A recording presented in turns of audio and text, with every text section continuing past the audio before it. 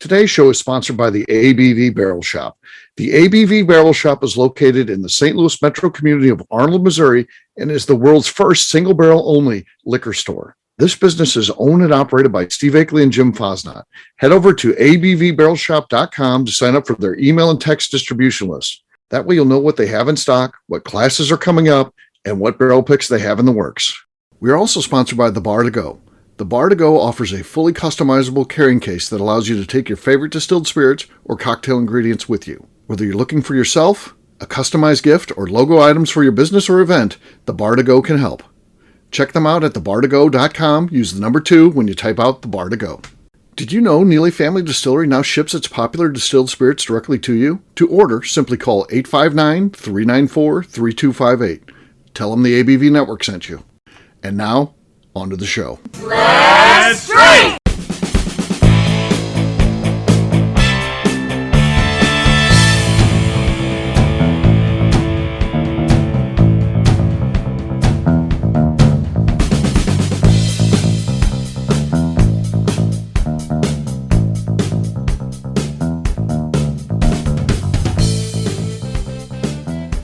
Welcome to the Bourbon Daily, the podcast about everything bourbon delivered to you every day of the week. Today on the show, we discuss the movie Get Jerry Dalton in the Kentucky Bourbon Hall of Fame with its cast and crew. My name is Miss Becca Sue. Please join me in welcoming my co-host, Royce Neely, along with our special guests, Jerry Dalton, Bo Cumberland, and Steve Akeley. Hello. How you guys all doing? Good. What's up? Hey. This is fun. I get to just be a guest today. You're a guest today. I'm just a guest. I can't override anything. I can't. You just need to sit there and be quiet, Steve. Exactly. Did you hear how I was listed? Just crew. So just casting. So today we are talking to the cast and crew of Get Jerry Dalton into the Kentucky Bourbon Hall of Fame. And before we get too deep into this, we're going to do a little bit of small talk. Royce, okay. I think you wanted to kick off the small talk today. I did. Jerry, tell us a little bit about your life after Jim Beam. Obviously, I retired. It was 2007, and my wife and I moved to North Carolina, which, by the way, my daughter was born in North Carolina in Charlotte. I won't tell you how many years ago. But anyhow, we moved back to be close to her for a bit, and I'm proud to report that while we were there, she went to Wake Forest and got a master's in divinity, and so we're pleased with that. She's living in Winston-Salem now, but so Judy and I lived in Statesville, North Carolina for a few years, and then decided to move back to Louisville, to Kentucky, which my wife was from Louisville, from Valley Station, and we moved back, and at some point in that interim, we discovered that she had congestive heart failure and the beginnings of dementia. And so the last few years, as you know, dementia is a progressive disease, and it gradually did precisely that. So I spent a lot of time making sure she was okay. And she passed away recently. And that pretty much sums up these last few years, caretaking, more or less. Yeah. This whole bourbon boom happens, and Jerry, and people interest, and you could see under normal circumstances, Jerry kind of working the circuit and going around and being part of all the bourbon dinners and master distiller galas and being part of the bourbon festivals and all that. But he couldn't. He was taking care of his wife. And I mean, I think that's one of the stories that we tell in this movie too. And I think that's important for bourbon fans to understand. He didn't turn his back on the bourbon industry. He just was preoccupied. He was taking care of his wife, which is really admirable. But that's how so many of you don't know who he is. He was busy being a caretaker. Right. So it's a beautiful love story. By the way, I might mention I didn't totally fall off the grid in the bourbon world in that same period of time. I have always enjoyed writing, and I wrote a chapter in a book called Whiskey and Philosophy, called Heisenberg's Spirits, which I held forth on the uncertainties of whiskey tasting, and I had a couple of papers, little things published in Malt Advocate. So I was able to tinker with my hobby of writing at the same time, and was glad to do that. I always enjoyed it. Absolutely. So how did this all become a thing? Steve, Bo, Jerry, how did this all get started then? Well, we met through the show. Actually, we had done an episode of the Bourbon Show about Jerry, just because we like him and like his contributions, and no one knew a whole lot about him. So we did a show, and then he, ultimately a couple of years later would reach out, and then we, get to know him a little bit and bring him on the Bourbon Show. And Royce wanted to be part of that, so Royce worked his way in. He was never in the cast of the Bourbon Show, as I always do. He managed to work his way in and be part of that interview with Jerry, which is very cool. And then we went out to breakfast one day with Jerry, which is also pretty awesome. But we had talked, about Jerry and the Hall of Fame and all that. And then, unfortunately, as his wife really progressed, and in October of this year, I had heard that, she wasn't doing very well, and Jerry was, basically bedside taking care of her. And, it's a heck of a blow. You hear this, and but ultimately we started talking again, and again I just brought up the idea of we need to make this push. Sometimes you just need to do what's right in life, and I think this is one of those things where there's been a horrible omission here, but we can fix it. We can fix it so easily. Put Jerry Dalton in the Kentucky Bourbon Hall of Fame here. It's as easy to fix in the world. And I just feel like, the case that can be made, we'll talk about some of these things, but I just feel like it's there, and we should help. So that's where we started talking. Of course, Bo's a great filmmaker, right, Bo? I mean, as soon as I reach out to you, Bo's in. And to Bo's credit, he's the hero here. And that Bo threw down everything else that he's doing. And Jerry, we talked just in early December. By the end of December, Bo had put everything together, this movie together. I mean, it was crazy, right? Bo, and how did you manage to step this up so quick like that? It was crazy.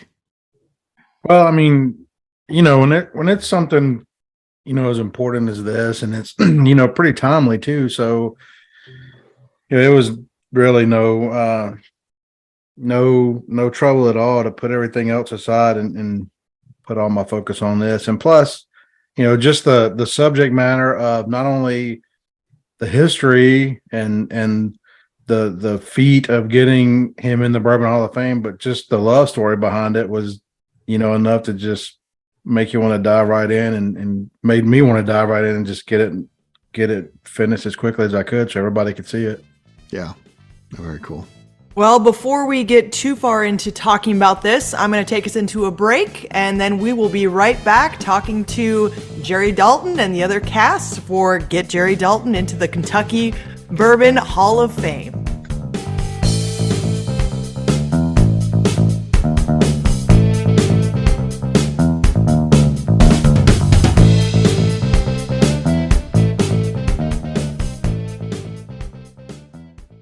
Let's talk about the people who make these shows happen. First up is the ABV Barrel Shop. It is the most unique shopping experience in the world of bourbon, as the ABV Barrel Shop only sells single barrels. Owners Steve Akeley and Jim Fosnot select. With over 100 distilleries on board to sell us barrels, we are home to the most unique and diverse barrel pick selections in the bourbon world. By signing up for our email, you will always know what we have in stock. In addition to the single barrels, we'll have a gift shop featuring ABV Barrel Shop as well as ABV Network merchandise. We are partnering with vendors like Art Eatables and Old Man Bay Signs to bring you unique items you can't find anywhere else. We will also have a 24-seat classroom where we are offering educational and fun classes like Breakfast and Bourbon, a series where we pair donuts and bourbon, customer barrel picks, and opportunities to learn from master distillers and other bourbon dignitaries. Best of all, we feature a tasting bar where you can try before you buy. All of this is located in the St. Louis metro community of Arnold, Missouri. If you are in the St. Louis area, please stop by to say hi. If you're traveling in from outside the area, please take advantage of our hotel rates with the Drury Inn and Pear Tree Inn, less than a mile from our shop. This can be done via the links in our Visit St. Louis section on our website. Head over to abvbarrelshop.com to plan your trip. The ABV Barrel Shop. It's where single barrels live. Hi, this is Steve Akeley, owner of the ABV Network. We're sponsored by the Stave and Thief Society. This is where you, a bourbon enthusiast, can expand your knowledge and emerge a bourbon steward. In 2017, I completed my Executive Bourbon Steward certification. It's the most comprehensive bourbon certification program available and connects you with an expansive network of bourbon enthusiasts and professionals. Check out the full listing of in-person and online certifications and join the society today by enrolling at staveandthief.com. Okay, let's talk about the Neely Family Distillery. In 2018, I met Royce Neely at an industry event. He started appearing on our shows, and we became friends during my frequent trips to Kentucky. Today, he is amongst the leaders of young distillers leaving their mark on the bourbon industry. A visit to Neely Family Distillery yields insight on their unique family history, why their products are special, and gives you the opportunity to taste their whiskey, moonshine, and creams. Check them out at neelyfamilydistillery.com or visit them in Sparta, Kentucky.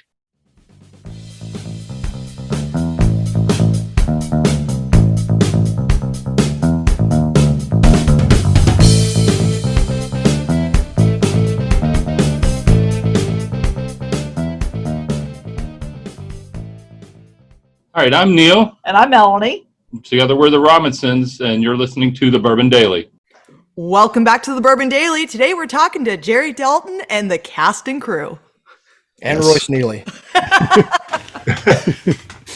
So we're talking to all you guys today about the actual filming of Get Jerry Dalton into the Kentucky Bourbon Hall of Fame. So where was all of this filmed at? It's my first question. A little bit on site at the ABV Barrel Shop, and then at Jerry's home. And we went and met with Jerry where he lives now, and did the majority of the film there, interviewed him, and then also via Zoom. So we had a lot of his contemporaries, people that are, in the Kentucky Bourbon Hall of Fame, people that knew him and respect him. We had a whole group that we interviewed then after the fact. I spoke to them on Zoom. So kind of the combination of the three. It's truly is a today film in that the same technology you're doing this interview on is how we did part of the movie, which is pretty wild. Absolutely. So how long did this take to film and complete is another question that I have, because you guys just got started doing this in December? Yeah, throw that over to Bo. Bo, you tell us about the process of how long does it take to do that stuff? Yeah, so I mean, it truly was. I can't remember exactly when you pitched it to me, Steve, for the first time that I heard. You called me and you said, "I got this idea. I think we need to do this." Without hesitation, absolutely. I'm in 100%. Let's do it. And within a few weeks, we had scheduled the interview. And then I think when we interviewed, you came to St. Louis for something else, and then we filmed the part in St. Louis we filmed then, which worked out really well. And then we still had to, of course, do the bulk of it with Jerry. But yeah, it was not too short after we did that. Yeah. And then I think your idea was to have this finished by the end of January. Right. That's kind of what we promised Jerry and Dan, and that we would kind of have it ready by then so they could take a look at it. But like I said, I do this with a lot of projects that, you just, once you kind of get wrapped into it, like for me, what I love about what I do is I tell people all the time, I get to experience it firsthand while I'm there filming, whether that's, here in Colorado, whatever we do. And then I get to experience it 300 more times whenever I'm editing. So, but once you kind of get in the mindset that you're just there, it's like, I mean, I'm built this way. You don't want to stop until I get it done. And so I knew with this one specifically, there are other projects that I do that, we're not looking for anything for another year or two, but I knew specifically this one, the more time we had to actually promote it, the better. So that's what kind of just put me on to let's get it knocked out. And I mean, it took me, it was probably just a couple weeks, and then I sent it over to you. And Yeah. And then I show it to Jerry, and you're always worried when you make a movie, what does the individual featured think? And Jerry, what did you think? Because ultimately this would be really important to Bo and I. So tell us what you thought when you first saw that movie. Was totally impressed. It seemed to me to be a really quality shot, not something that got made in the trunk of somebody's car or something. And besides its technical value, as far as I was concerned, I was totally wiped out by the attention you paid to Judy. Mm-hmm. So it was just wonderful. Yeah. I always say that with someone like Bo, you just let him go. Sometimes I have a hard time. I see him shooting something on the wall or taking a picture or doing this or doing something. And I'm like, I don't know why he's doing this. What? And I used to question, now you just got to let him go because it always looks good on film. Just let Bo do. Just let Bo does. Right. Stay out of his way. I'll be sitting there at the house and I'll get a text from Bo. Hey, I made you this highlight reel about a new product we got. Never even talked to Bo about it. It's right. Fantastic. I mean, absolutely fantastic. Like I'm in the shower and I get it and I'm watching it. I'm like, it's unbelievable. It's unbelievable. It's because I spoke to Bo about it. There we go. There you Somebody go. spoke. Well, that, or sometimes I'm just sitting here and it's like, just doing it. Yeah, I need to do something for this or that. So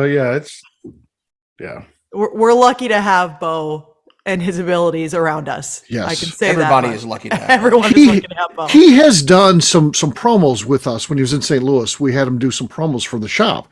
And I have people coming in the store and be like, I saw you on TV. That interview was cool. And I'm like, I've never been on TV. And they're like, I saw it. And I'm like, you mean the video we did for Facebook? And they're like, yes. So yeah. And that's the quality we get with Bo. Yep. Now, how important was making this film to you all when it came to you're trying to get Jerry into the Kentucky Bourbon Hall of Fame. I mean, this is a big deal. It's not like this is just you made a whole film out of it.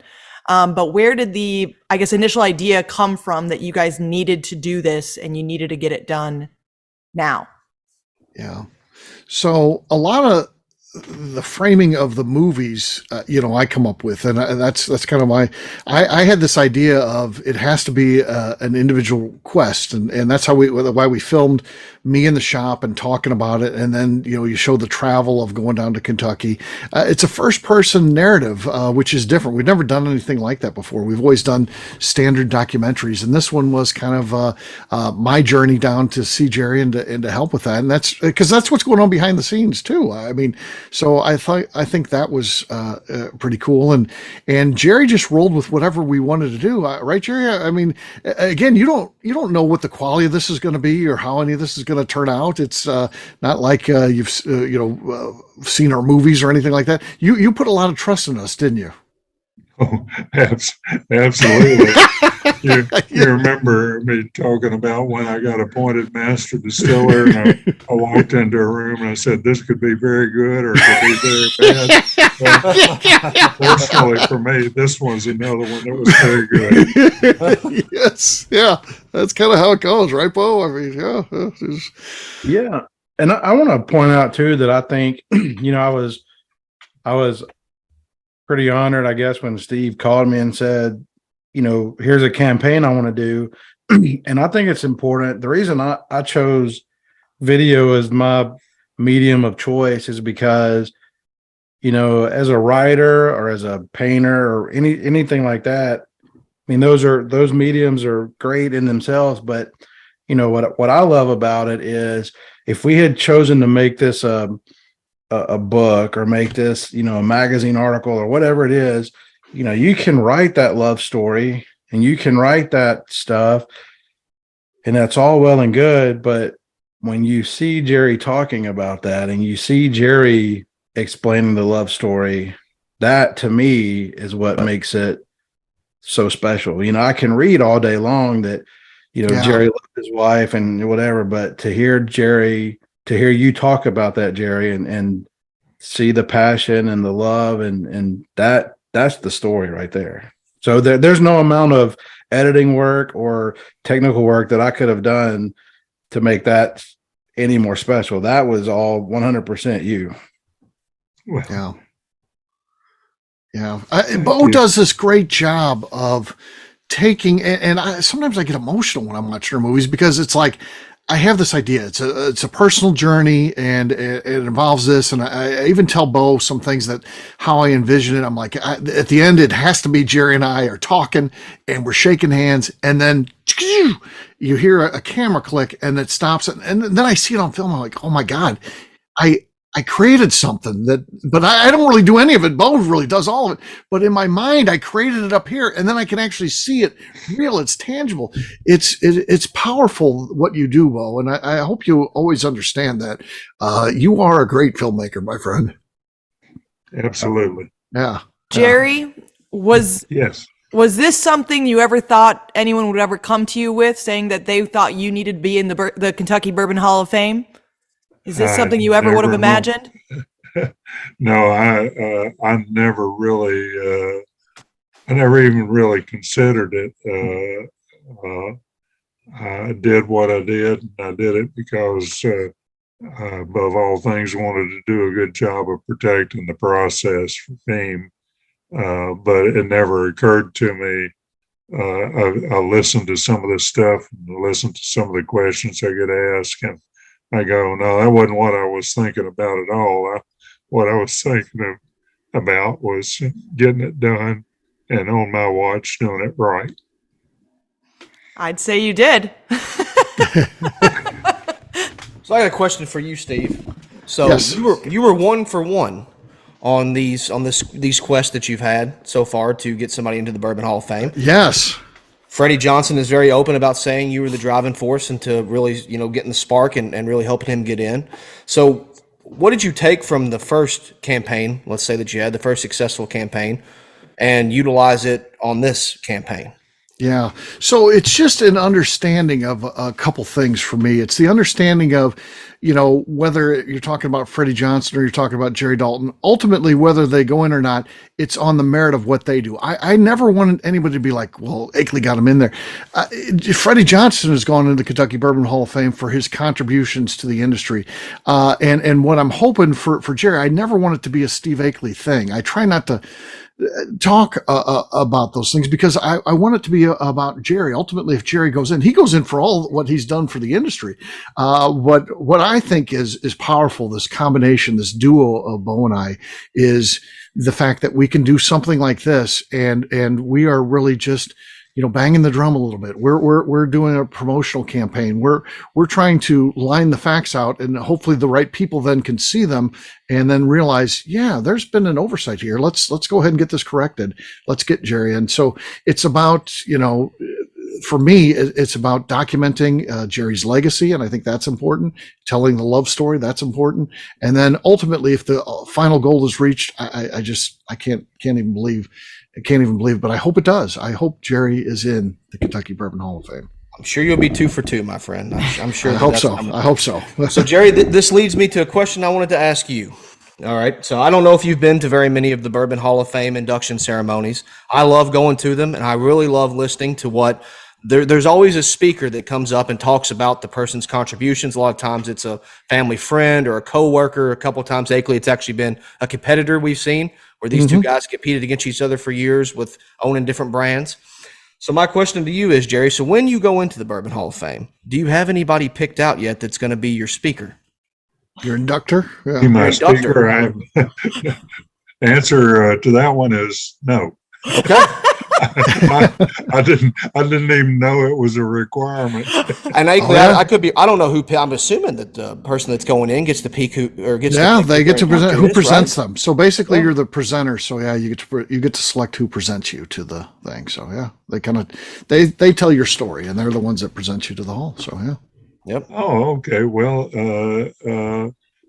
I have no idea if I were going to have to pick one right now on this spot. suspect I would pick probably Pam Howman. That'd be a good one. That'd be a good one. Because since all this came up, actually, I had communicated with Pam since I retired, probably a good bit before that. And I sent her an email and told her I was proud of her. And she actually told me that she had, at one point, I was actually called together a group of people at Beam that I chose carefully to teach them basic statistics and statistical analysis, which I attribute at least some of my success to my ability to do that kind of thing. So I called these people together and presented some basic concepts, and Pam was one of them.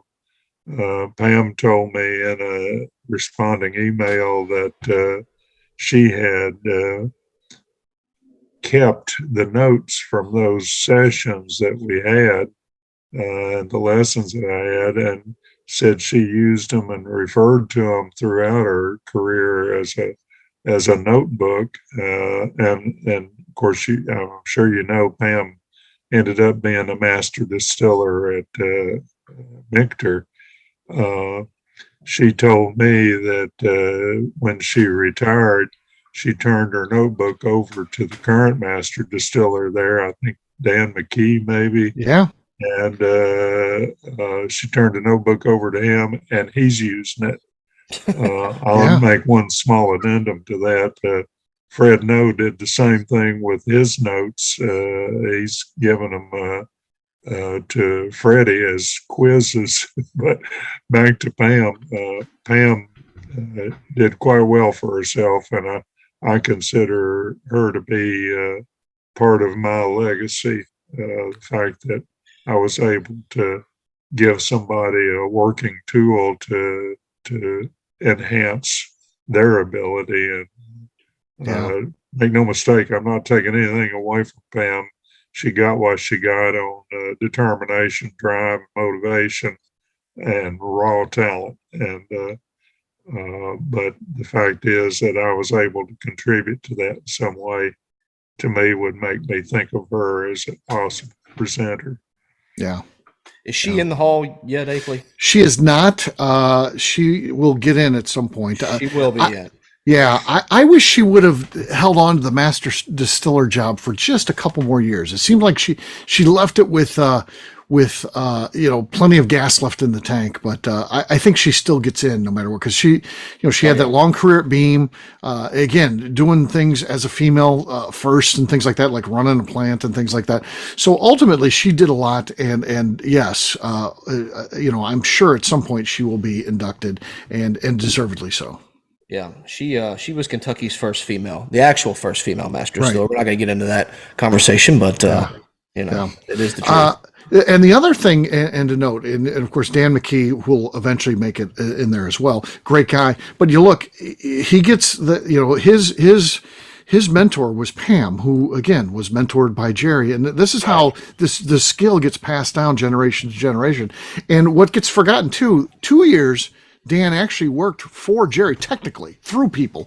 He was an overnight distiller at Beam. And again, as the master distiller, you're working during the day, but there were 2 years, the first 2 years of his career, ultimately, and again, it didn't report directly to Jerry. There's a hierarchy here, and he reported to someone, the overnight, whoever was in charge, who then reported to whomever that reports to Jerry. But he did work under Jerry during his career too, which is cool. I mean, it's really neat.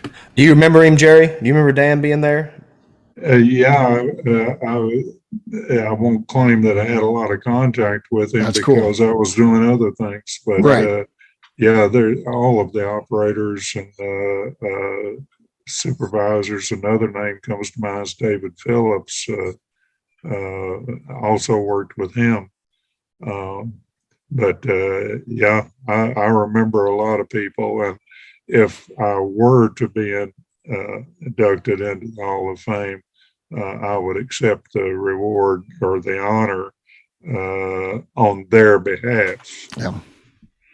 Yeah. not just mine. You got to do a presenter and then you get a table for 10 people. So be thinking who makes the top 10 there. Well, that one will be easy. We can negotiate a price per ticket. There you go. Jerry sells them. They're on Eventbrite. I like it. That'd be great. Yeah. I'm gonna say, Steve, you and I are number 11 and 12. Yes. Yeah. We almost made the cut. It was so close. So close.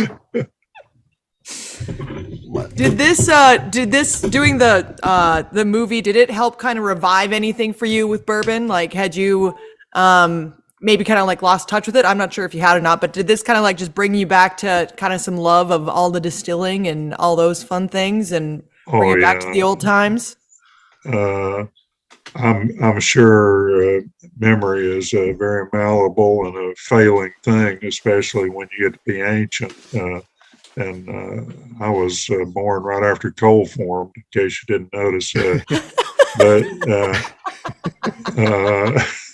anyhow, it called back memories, and I rooted around in my memorabilia and found stuff that I hadn't thought of in 15 years, and I haven't forgotten all of it. I may have forgotten some of it, but it brought back a lot of things. Well, Jerry, if you ever want to get behind a still again, I know somebody.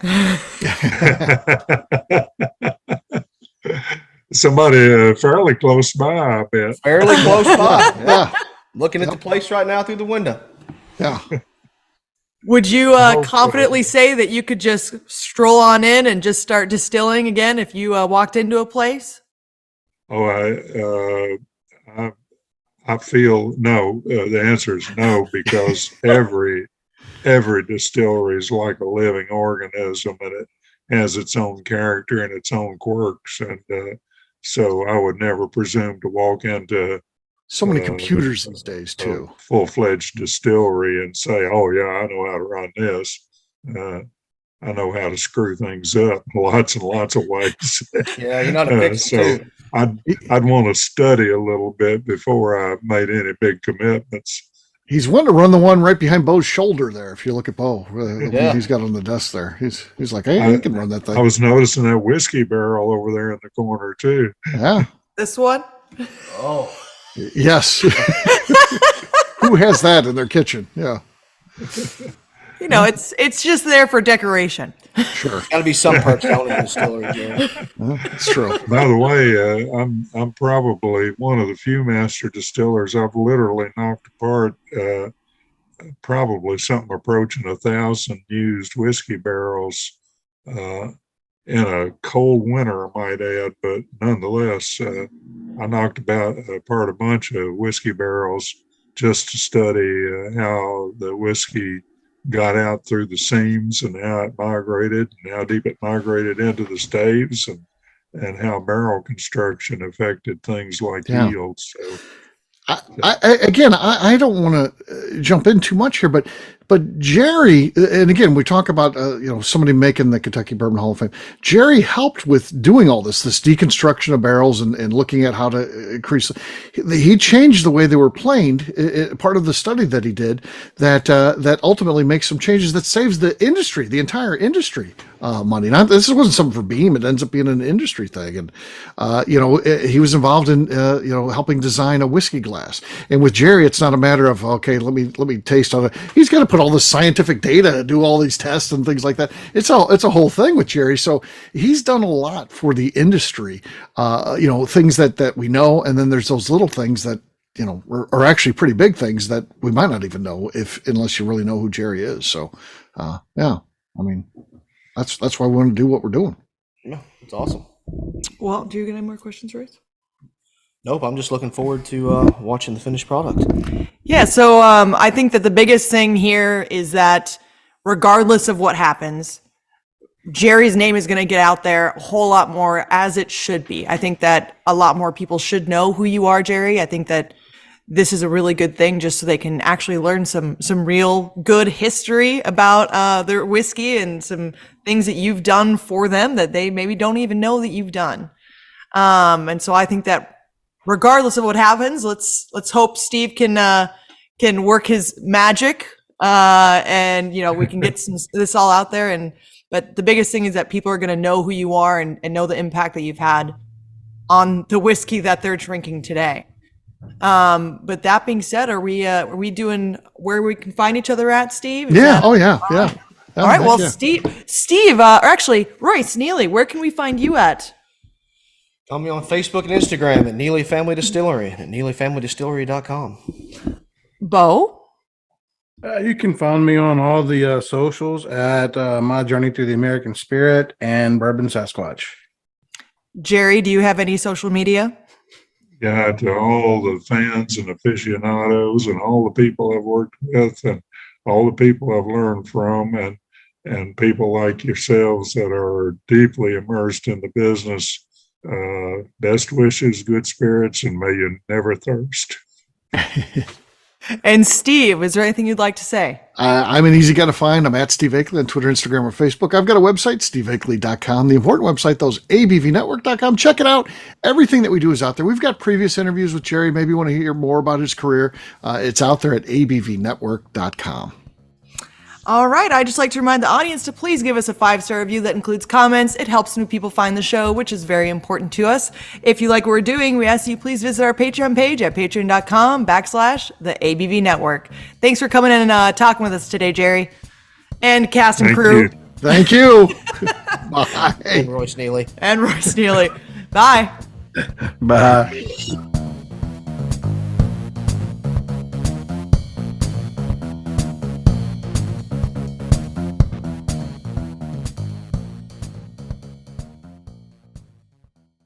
Before we finish the show, let's talk about some great companies that support the ABV network. First up is Moonshine Still Pro. Moonshine Still Pro has a full line of products to help the home distiller. Whether you want to experiment on the stove in your kitchen or you're looking for a bigger setup in your backyard, owner Russell Creed and his team can help. They have multiple still offerings, accessories, and even grain from their partners at Goldstone Mill to assist you in making whiskey on par with your favorite distillery. They can also help you with some fabricated parts you probably can't make yourself if you are attempting a DIY still project. Learn more or order your still or parts at moonshinestillpro.com. Last but not least is the ABV Barrel Shop. While we don't get to play in the allocated bourbon game because we aren't selling the other products you have to do to get those, we do have access via our friendships in the bourbon industry to some really cool stuff. Have you ever seen your favorite craft distiller selling some really cool limited offerings only in their gift shop? I'm talking things like the hazmat offering Distillery 291 did for their 10th anniversary, or Neely Family Distillery's Papaw's birthday barrel. They don't have enough of it to send it out to distributors, so they only sell it via their gift shop. Well, companies like Distillery 291 and Neely Family Distillery have agreed to sell us 2 or 3 cases of these offerings moving forward, meaning our store will have the access to some of the rarest whiskeys in the world. Way more difficult to come by than the allocated bourbon offerings with the national release. Yes, they will be extremely tough to come by, but if you're a customer of our store, you'll have a chance to get them. Get signed up for our email or text list over at abvbarrelshop.com so you don't miss out. The Bourbon Daily is part of the ABV Network. For more information or to become a sponsor, please visit abvnetwork.com. Thanks for listening and cheers. This has been a Steve Akeley production.